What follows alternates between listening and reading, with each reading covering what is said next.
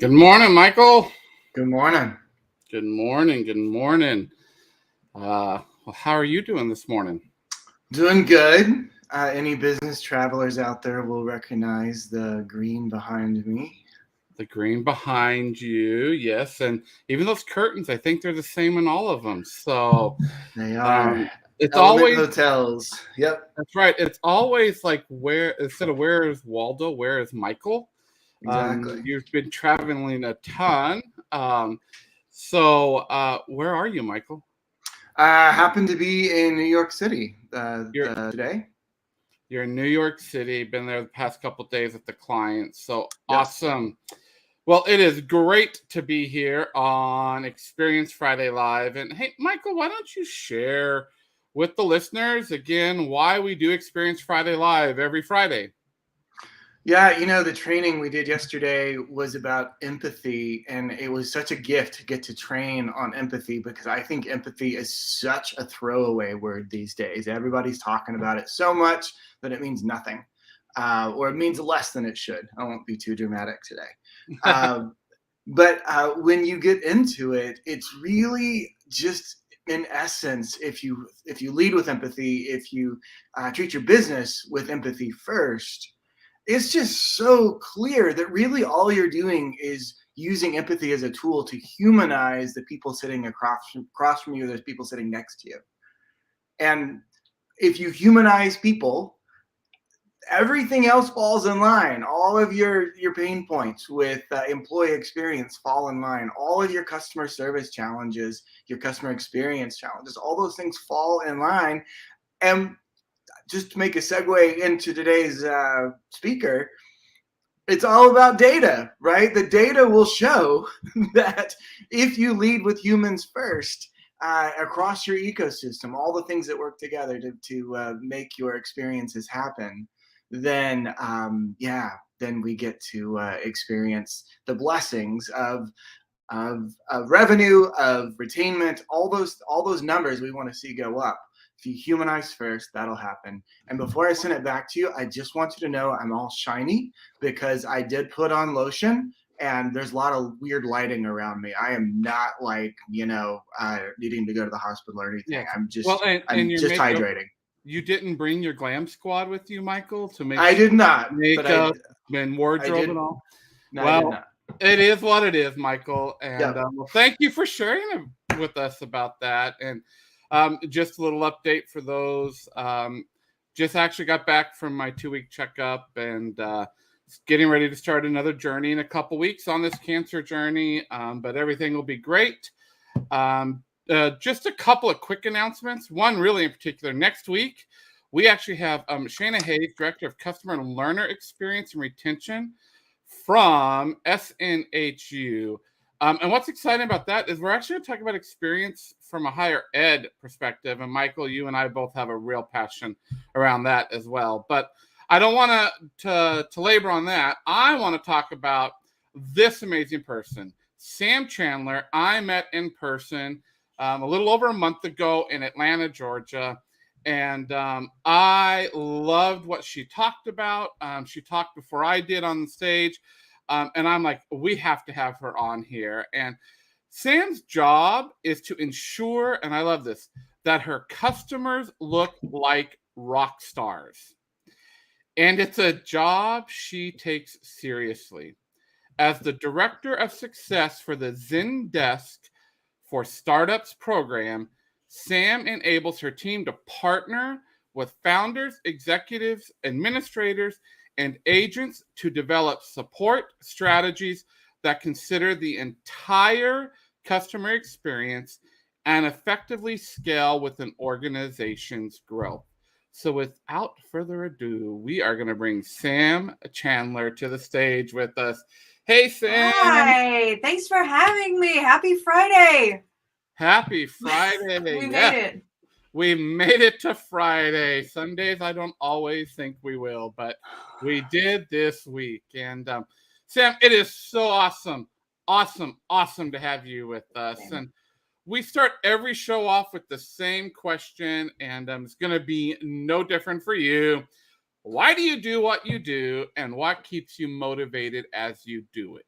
Oh, I mean, if making customers look like rock stars is not enough, it's the fact that I get to make sure that somebody is watching out for the little guy. It's literally what we do in the Zendesk for Startups program. Is we get to work with customers before they're really big, and just make them feel that love all the way through.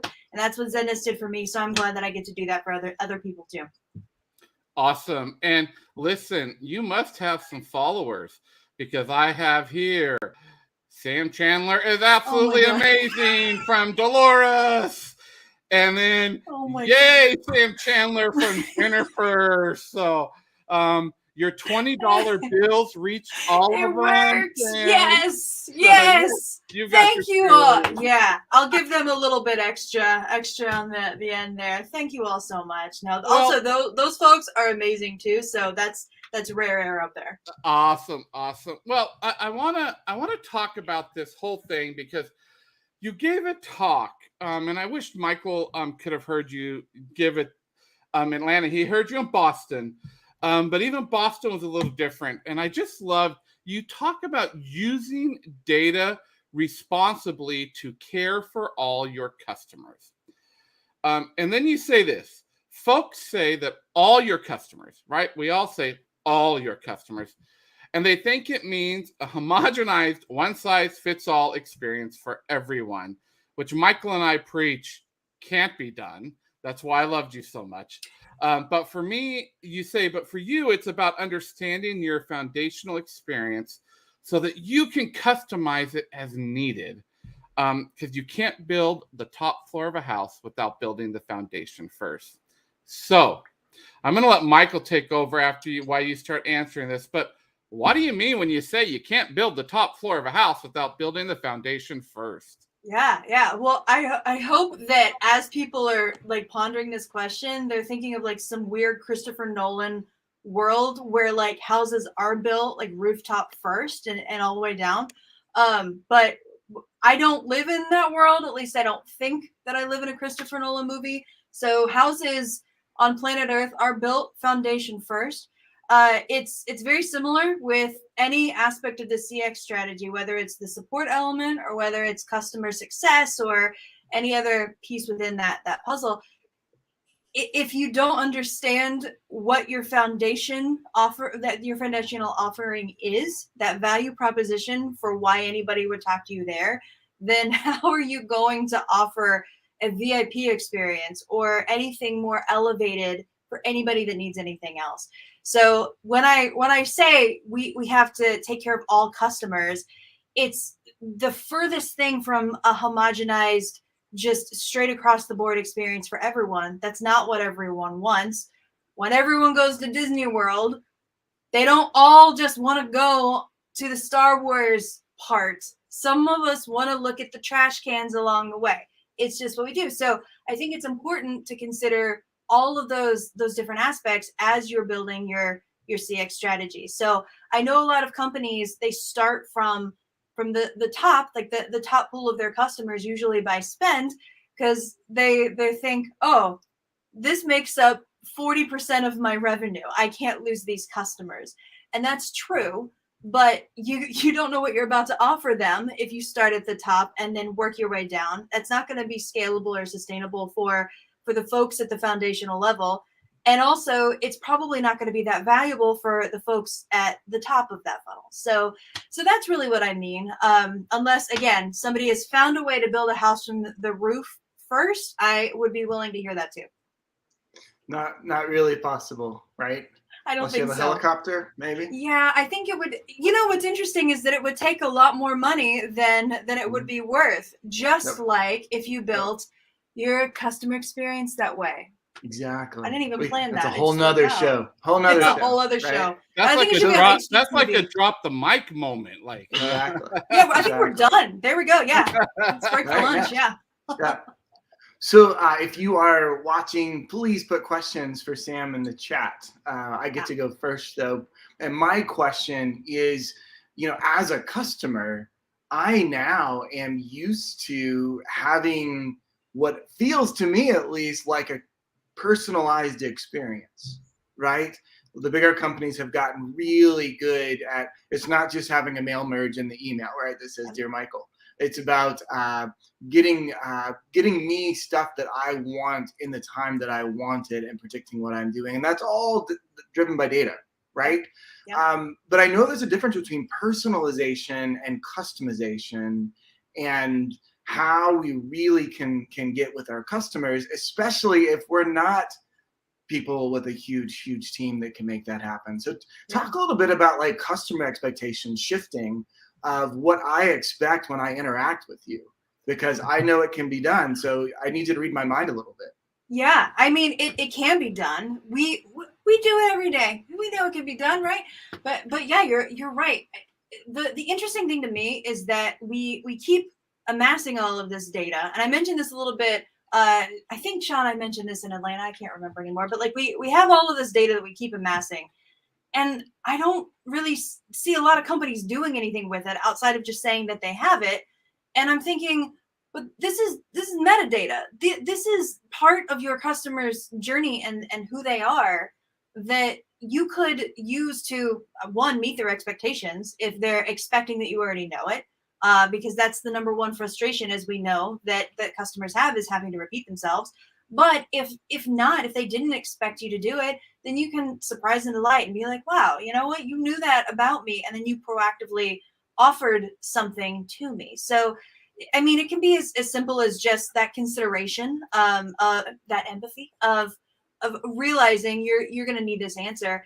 But I think too, especially as the world of CX expands into really all facets of the business that you do, those interactions you have with customers, it's not a straight line anymore. A journey for a customer is there's dimensions in there we haven't even discovered yet. So Yeah.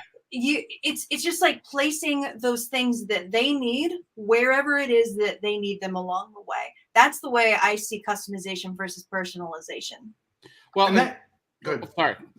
Go ahead, Michael, and then I'll add to that, because that's going to be a question. Well, and you may be going here, it goes back to work charts and who you have on your team, right? That if how many times, Shawn, do we talk to CX teams or innovation teams who say, you know, we spend so much time making the data happen and keeping the surveys updated. Now we don't know what to do with it. And my favorite, we don't have time to do any actual innovation because all we're doing is mining the data all the time. Yeah. Yeah. So, yes, Michael, you were but I also, because let's be real, Sam, you work for a technology company, right? I do. And yep. so we have done a ton of work in the healthcare space. Mm-hmm. And there's probably not any other industry that has more data, right? And I'm well educated, and our viewers know, Sam, I'm on this journey dealing with cancer. And the amount of data, even today, I had to repeat that I know that they have. Yep. And that this interoperability between companies doesn't happen, right? But I've also seen where companies, particularly digital companies, you have to be careful, I think, with consumers using the word customization and personalization with configurability, right? So as Zendesk, you can't customize every person's journey. You can configure it, right? Yeah. It's a good point. Right? And I really want people to understand when we talk about that, customization in a digital space is costly, and those companies go out of business. or they bring companies like me and our other partner, Sean Savinsky, in to turn them around. Configurability, if you build your digital platform correct, that the data can come in, it's very easy behind the scenes to flip switches, make it feel like it's customized and personalized, but it doesn't cost your IT structure or budget anymore. Right. Yeah. But why don't we do that? You know what is so there's so many reasons why that just come to mind. One of them, I think, is ambiguity aversion. If it's the same reason that adopting any new thing is so difficult, because we're used to the old way of doing it. We as humans have an aversion to doing things differently because we're scared. We're scared if it doesn't work. And so that's why, honestly, it makes me happy. That's kind of why startups, that work and work really well. That's why they disrupt industries, is because they come in and they do things differently like that. So I think it just takes a couple of folks to be like, what the hell are you all doing? Why would you do it like this? But like, Shawn, think about the number of people that have literally built their entire career off of that ridiculously expensive way that they are doing it. There's entire industries built off of that. So yeah, of course they're going to want to keep that status quo, but it takes folks like us having quick conversations like this to get everybody else realizing, like, what are we doing? We can do this better. I think it also goes back to experience management versus experience strategy, right? Yes. Systems. Yes. And a very dear friend of ours, Zach Hamilton, talks a lot about this. And we're actually going to do a mini series about this for a podcast this summer with him. But it is changing that, let's quit using the 25-year-old playbook and experience, and let's get a new playbook. And I love this. Another raving fan of yours, Sam. Oh my God. I think this comes in from Daniel Schultz. That Sam has plenty of movie actor references as well as ways to ask questions that really make you think. Oh. So with that, data is a word that the C-suite likes to toss around. Yeah. And we know that. And we know that data like CSAT scores can be weaponized. Sorry, that was so great word. No, I'm glad weaponized. Great word. I'm glad that we're talking openly about this finally. That it felt like a weaponized session. Brilliant. I'm using that, Michael, in a talk, just so you know. Mm-hmm. That's like NPS can be weaponized. Yep. So what key data points are worth looking at and what ones should be avoided? Great question. That is an amazing question. So the way that I think of basically there's kind of an analysis element of data, and then there's the KPI element. So a lot of times as we're working with data to get all of those really fascinating trends to understand the configuration aspect of it, we start to conflate that with what we should be measuring people on. And so then nobody really understands, like, wait, is this what we should be doing? Is this a correlation? Or like, is this causing customers to want to stay with us or buy more? Nobody really stops to consider that because it's something that they get to check off of a list. What concerns me the most is that our teams very frequently are only graded on quantitative data, meaning that just the number of things that they do in a day. For my teams, they could make one phone call a day. If it got us $1 million more in revenue on that one phone call, they can do that all they want and then start the weekend early, and I'm happy. So what I see is a really important need to tie what our teams are doing back into what the business is doing. It's a novel concept, I know, but it tends to work when your teams know what is important to the business and how they can help get there. It really motivates them to do more of that thing.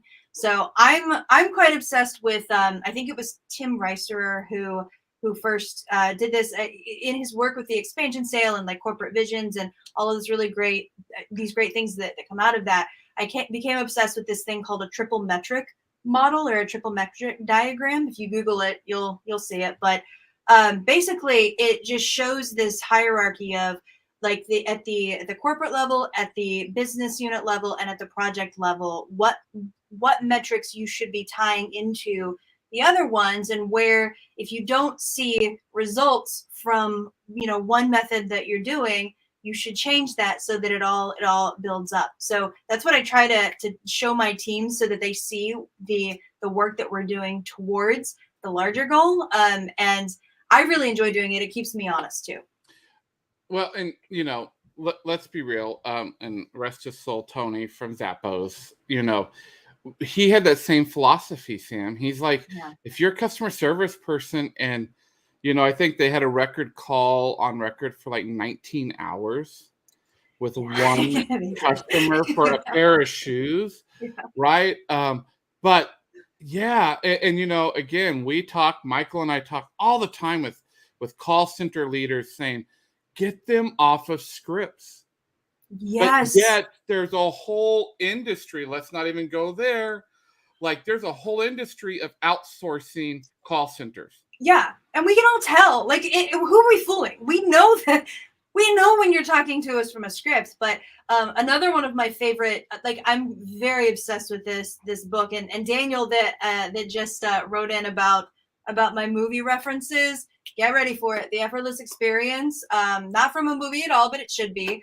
But that's a really important point that they make in that book is there's a whole chapter. In order to gain control, you have to give control. And so our agents, our team members, they know what customers need. So if we stop just micromanaging them and telling them this is how many of this unit of whatever our measurement is that you have to do a day, they will figure it out and then they'll make happier customers. So yeah, maybe one call is 19 hours, but we're still talking about it today. We're still talking about it. Well, so yeah, I mean, we have an example. I have an example. This is before Michael joined, but we had a disease management program, and we had a nurse who continually missed her numbers. Yeah. Right, her metrics. Yeah. This is where that triple metric model is so important. Yep. But if you looked at the outcomes of her patients, they outsoared everybody else who stuck to that metric, right? Yep. And I remember sitting down with her and the CEO, and I sat down with her and she said, I don't give a shit about those metrics. Good for her. She said, what I give a shit about is making sure that someone that's got diabetes is healthy and living longer. Yep. And that's kind of where I'm at. And yeah, I don't know. Michael, the last question for Sam. We're already at like 22 minutes in and we could keep going. I know. All day long if you want to. Well, I mean, do we need to jump to our trend question? Why not? Yeah. Let's do it. So we always ask people, what should we be paying attention to? In your world that you work on each and every day, what trends do we need to be paying attention to for 2023 and beyond? Yeah, this is super fascinating. So it's really interesting moving from, I used to work more with like commercial mid-market enterprise accounts, and now I'm working with startups. So I feel like I'm like seeing them happen, like those trends. It's like a trend factory. So something that I was really interested to see in the, in those patterns is a lot of use in communities. Before in my mid-market and enterprise customers, they would be like, I'm going to create a community and it's going to deflect 30% of my tickets. And I'm just going to press the on button and set it loose and then done. And it's like, well, that's not really how that works, but good luck with that. But, I come into this environment and they're rocking and rolling on it. So that engagement there, it makes me really happy. That's a whole other thing that I could go into about, habitual engagement and just that engagement that the customers give us back and how meaningful that is. But that's a huge one. And then also, honestly, moving from like an email based or phone into messaging as a channel. I think WhatsApp has been a really big reason for that. But yeah, if you don't have some kind of element of messaging where your customers can reach out to you in that way, then you should look into that now. Well, I love it. We love it. And we'll have you back. Like this there's so many things. But best place to get a hold of you, Sam, obviously, like us, LinkedIn. Yeah. Go out, follow her. She's a rock star. And thank you again, Sam, for being here with us. If you'll just hang out for a little bit while Michael and I close up the show, and then we'll say bye to you. All right, Michael, it's that point. Again, you can go to mofi.co to learn more about what Michael and I do every day, or to shawnnason.com. You can send us an email at hello@mofi.co. As well, as I talked about, the Combustion Chronicles is our audio podcast, and we'll be releasing our new episode in July, and it'll be about these types of things that we just talked about today.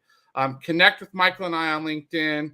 But most importantly is that if you play in this experience ecosystem like Sam does, we want you on the show. Reach out to us. Send us a message through LinkedIn. We are booked now, starting booking in August. So would love to have you on the show with us. And Michael, I know you are heading out for a little bit of a couple days of vacation with your family on the beach. So have a great weekend, my friend. Yep. And we will see everybody next week.